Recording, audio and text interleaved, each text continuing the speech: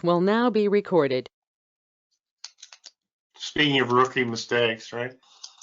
I'm going to go ahead and start the Finance Committee at 7:10. Present are committee members Schuman, Broussard, and Kelly. From Council, Limpert, Heeman, Williamson, Glassburn. President Jones is here.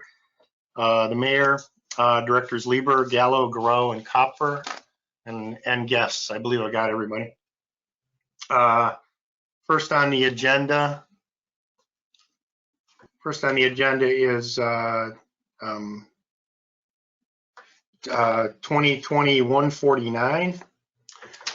This is an ordinance to revise the codified ordinances by adopting current replacement pages and declaring an emergency. This is something we do every year. Does anybody want to speak to this? Go ahead. President Jones. Thank you, Mr. Chair. The city has entered into a contract with Walter Drain, which was a company that was recently bought out by American Legal Publishing to do codification of our city code twice a year. What this does is every June and December, they take all of the ordinances that up until that time had been passed and are part of our city's code and update them both online and in the hard copy of the code so that residents and city employees know what our updated code is. This is an important process as it does not look good for our city to have an outdated code in the codified ordinances on the city website for residents to look at and to follow. While we have an ordinance sitting in another spot online that might contradict what the residents are finding. It makes it easy for our police officers to know what changes have been made to the general code when they cite people. This legislation that you're considering this evening gives our clerk of council permission to move forward with updating the code. Additionally, this legislation adopts state law changes to our code, so our code is not in conflict with the Ohio state law. Prior to this legislation being introduced, the clerk requests this adopting ordinance from our codifier. They list the state law changes that need to be updated to our code. It then goes to our law director for the city of North Olmsted, who confirms he is okay with adding the state law changes to our code before coming to council. By passing this ordinance, council authorizes those state law changes to be made to our code. Most of the time, the director of law okays the state law changes. A couple of years ago, there was actually a time where he had a concern about one of the changes and asked for it to be left off. He informed council that he asked for it not to be updated during that updating period, and he researched it further. When the next update came, the director then authorized it being added in. For this current update, there are 3 state law changes being added to our code. The first is in the traffic code, where 331.41, wearing earplugs or earphones prohibited, has been amended. The other 2 are in the general offensive code. Those are 505.04 and 537.17. Those are both being updated. And Mr. Chairman, we would ask for this to be considered for suspension of the rules this evening. Thank you. Thank you, Council President. Any questions from committee? Nobody? Okay. How about council? Any questions? Okay. Mr. Limpert. Yeah, thank you, Mr. Chair. Just have we explored any other options for codified ordinances, or based on this acquirement of the company, perhaps we should evaluate this year just to see how, if anything's changed with that acquirement of this of Walter Drain. We have, and I will actually let our clerk Massarolo respond to that. Yeah, Mr. Chair. Go ahead, of course. We've looked into it. We actually just recently passed legislation for a 2-year agreement to continue with Walter Drain as we continue to evaluate some things. There was another company that we looked into going with, but we did not make that decision at this point. Walter Drain will update it as little as we want. So we can do it once a year or twice a year with them. So we just prefer to do it twice a year to keep it more up to date. Thank you. Okay, any other questions, comments? I'm gonna go ahead and make a motion that we recommend 2020-149 to all of council with suspension. Ask for a second. Second. All in favor? Aye. Aye. 3-0 with suspension. Okay. Next is 2020-150. This is a resolution authorizing and affirming the mayor's acceptance of a scoreboard for the Recreation Center ice rink offered by the North Olmsted Hockey Club, and further authorizing the North Olmsted Hockey Club exclusive advertising rights on the donated scoreboard for a limited time as a means of fundraising for its programming. Hockey is a big part of this community. I know this club does an awful lot, not only for its members, but also for the city. And I certainly am in favor of allowing them to get a couple bucks out of the advertising. Any, who wants to respond to this? Mr. Mayor, would you like to? Yeah, Mr. Chairman, thank you. For as long as anyone can remember, we've had a scoreboard up there. Coke was the initial buyer of that scoreboard. And then when the city changed a few years ago to be Pepsi and not Coke, we just covered up the Coke sign. So this was an opportunity with redoing the rink. The North Olmsted Hockey Club expressed an interest in donating a scoreboard. And the only thing they asked is that they get to put a little advertisement up there till they're made whole. I think the total amount of the donation was $7,470, and that includes the demolition of the old sign. Any questions from committee members? Mr. Broussard. Thank you, Mr. Chairman. No, just a comment. It seems very win-win. It's a generous donation, and I'm in favor of it. Thank you.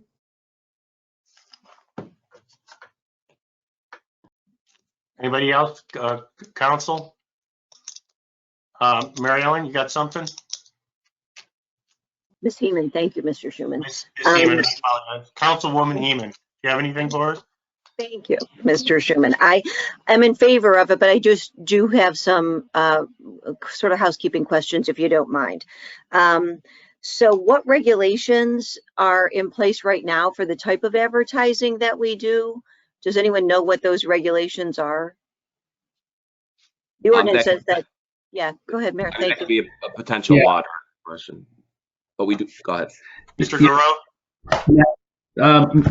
Thank you, Mr. Chairman, and thank you, Councilwoman. We do, as a market participant in owning the property upon which we allow advertising to take place, it gives us the right to regulate, to not have obscenity, to not permit certain. I think we stay away from political messages and things like that up at the rec center. There's a list of them in the contract, which I can't recall right now. I can get that for you. It's a little bit different than First Amendment analysis, where you think about, where it's us imposing a regulation upon different people. We're actually own the land, and we're allowed to set the standards for that. So it's kind of the standard stuff, obscenity and things of that nature. I think at one point we regulated that you couldn't sell advertising for a competitor to Pepsi, because there's a regulation in our contract that we wouldn't let other people do that. But it's kind of basic stuff that you'd expect to see in place at the rec center. And I'll get it for you. I'll get you a copy of the contract. I appreciate that. Mr. Schuman, if you don't mind, I have like 2 or 3. They're kind of short and basic. May I? No problem. Just keep going. That's fine. Thanks so much. So who sets the advertising rates? So the curiosity to that question is, so the mark is right 7,000, and then we become the folks in control of the advertising. So what are the advertising rates, and how are those determined? Ad by ad? Is it a set fee? Does anyone know that?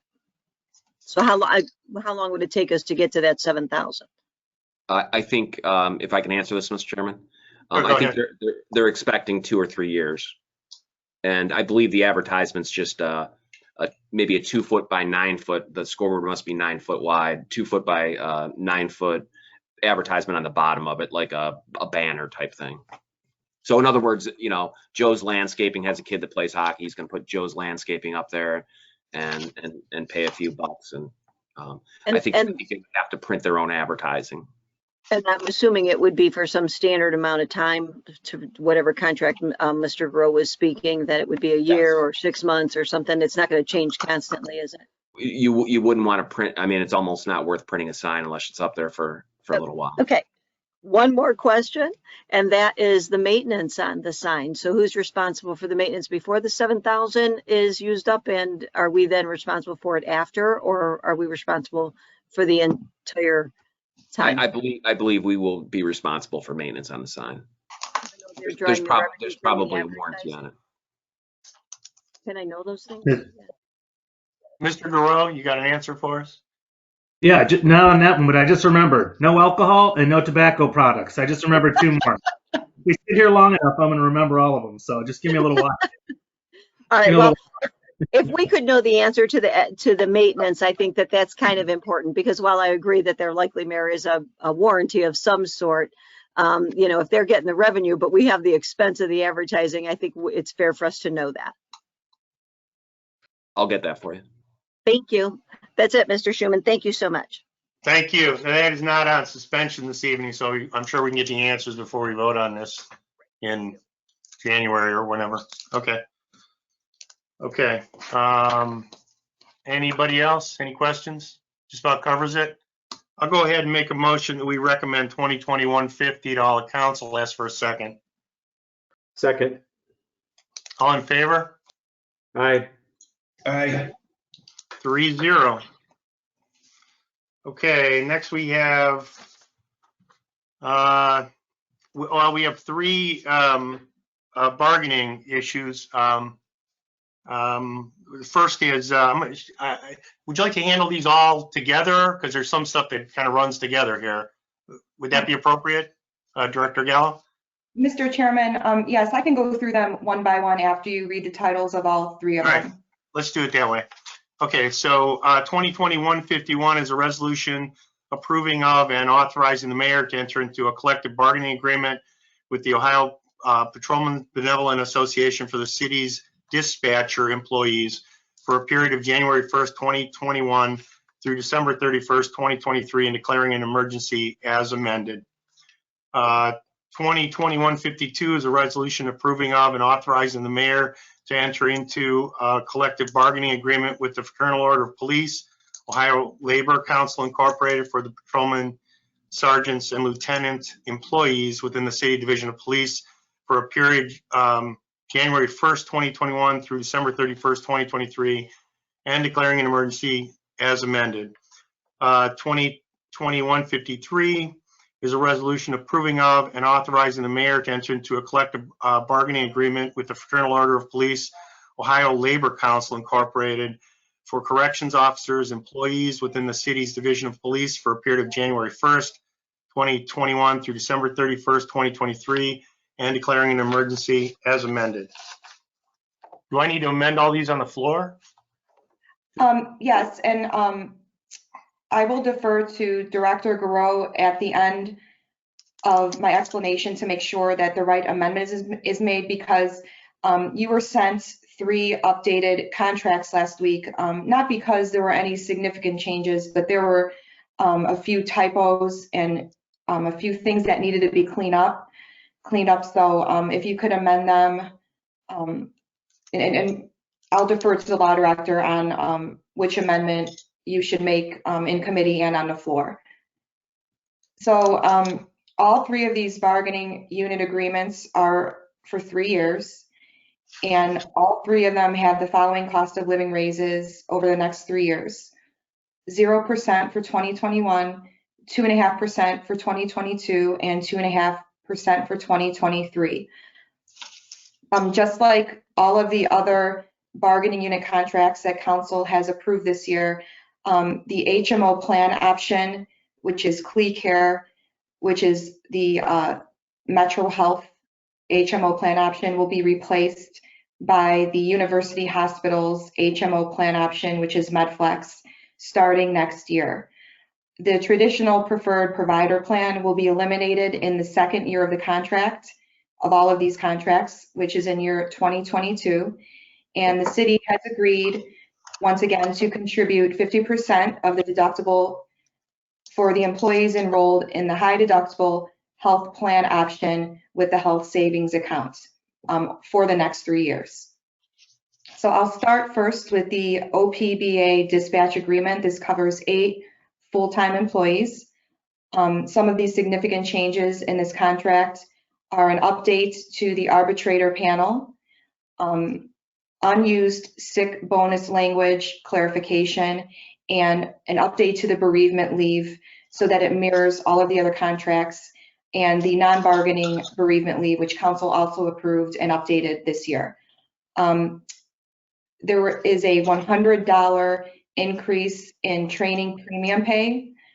In the second year of the dispatch contract, there will be a 1% increase in the pay schedule, which is in year 2022.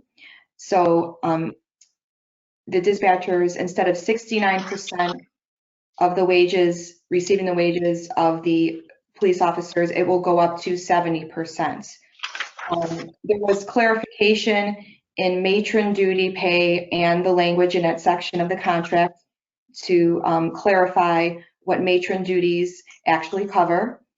And also there is a memorandum of understanding that the city has entered into with the dispatchers to offer a contract reopener option if one of 2 things happens or if both happens. And that is 1, if North Olmsted takes on Fairview Dispatch, or if the dispatchers would like to discuss a move to 12-hour shifts like the police officers have done. Are there any questions regarding the... Any questions from committee members on any of these 3? Any questions from council? Okay, Mr. Garreau, it would be, I'm gonna run these by committee individually. Can I just say, go ahead. I don't mean to interrupt, Mr. Chairman. I still have, I still have the FOP contracts to run through, but I'm not sure if you have to do one amendment at a time. So, okay. I can, if you'd like, Mr. Chairman, I can clarify. Go ahead. The committee will make a motion to recommend approval with amendments, and the amendments are noted in the new substitute exhibit. It's just a matter of, there were a few things that got overlooked between the union side negotiating it and our side negotiating it, and then they got tagged. Lately we've been doing some amendments, even with additional contract language. We changed it on other contracts. A few weeks ago we did one. It's just a matter of formality. Technically, we probably could have said just swap it out, but I think it's appropriate for council to be involved. It's your exhibit, it's your legislation. So the motion would be to recommend approval with amendments, and then you just do that on the floor. All right. And we'll be voting on it as amended in committee. So, correct? Correct. So I don't have to even, okay. Do you want to talk about the, before we vote on all these, you want to talk about the FOP? Sure. So there are 2 contracts with the Fraternal Order of Police. One of them covers our patrolmen and our gold unit, which are our sergeants and lieutenants.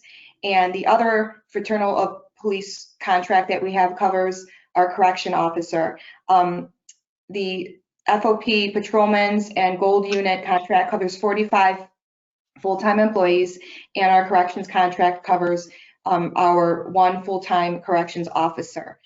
The majority of the contract mirrors each other, but except for the premium pay, because correction officers don't have bomb techs and SWAT officers and employees like that. So I will run through the significant changes in these contracts. There has been a premium pay increase of $200 annually for evidence technicians, field training officers, bomb technicians, and SWAT officers. There is a new addition to the contract, and it's weekend pay for either Saturday or Sunday worked by any of our officers. They get 30 minutes of additional pay if they work a Saturday or Sunday. If they work both days, they get an hour and a half additional pay for the weekend. There has been an increase of 48 hours of holiday pay. This includes Martin Luther King Day which the officers will recognize it as a holiday starting next year, like the majority of the other bargaining units and non-bargaining employees. We worked together with the union, and we came to an agreement that the city will require a minimum level 3A body armor vest, and the city will pay up to $1,200 for the cost of such vest, and this happens about every 5 years. There has been, the union agreed to a sick bonus reduction, and bereavement leave was also updated to mirror the other contracts and the non-bargaining ordinance that was approved by council. All 3 collective bargaining agreements expire December 31st of this year, so I would like to request suspension of the rules this evening. For all 3 of these? Yes, please. Okay. All right. Let's start one with 2021-51. I'm sorry. Any questions from committee? Any questions from council? Okay. Let's start with 2021-51. I'm gonna recommend. I'm gonna move that we recommend 2021-51 to full council as amended and with suspension, and ask for a second. Second. Mr. Kelly? I'm sorry. I apologize. It was seconded. I vote aye. Okay, I'm sorry. I apologize. All in favor? Aye. Aye. Aye. Thank you very much, guys. So it's 3-0 with suspension as amended. Okay. 20. I got a lot of things on my plate right now, so you gotta excuse me. 2021-52. I'd like to make a motion that we recommend 2021-52 to full council as amended and with suspension. And ask for a second. Second. All in favor? Aye. Aye. 3-0. Okay, and then 2021-53. I'm going to make a motion that we recommend 2021-53 as amended and with suspension. And ask for a second. Second. All in favor? Aye. Aye. 3-0. Thank you very much, everybody. So I think that's all I got today. So that concludes our meeting at 7:33.